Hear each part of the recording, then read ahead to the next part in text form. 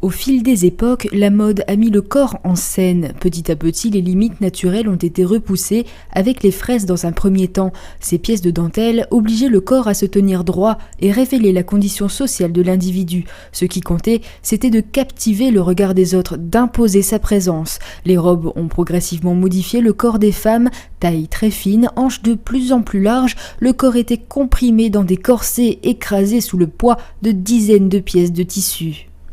Effectivement, en fait, c'est une mode spectaculaire, c'est une mode de représentation.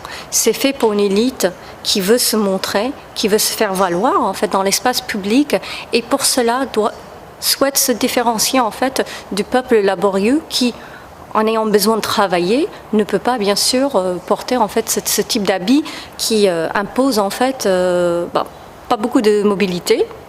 C'est très encombrant, c'est assez inconfortable. Ça peut être très très lourd quand il y a l'apport par exemple de fils de métal, d'or et d'argent.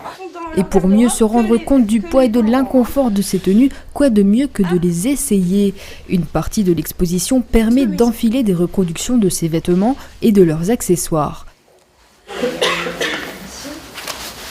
Est-ce que tu penses que tu peux aller jouer dans la cour de récré comme ça? Non. Non? Je vais me casser la figure. On a mis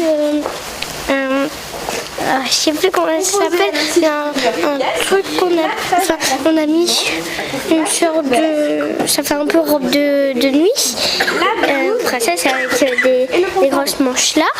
Après on a mis un truc là qui fait un peu jupon. Après on a mis le corsage. Et après on a mis la robe et ça. Pas de place pour les jeux de petites filles avec une robe pareille. Aujourd'hui, la mode prône la liberté du corps et des mouvements, et ce n'est pas plus mal.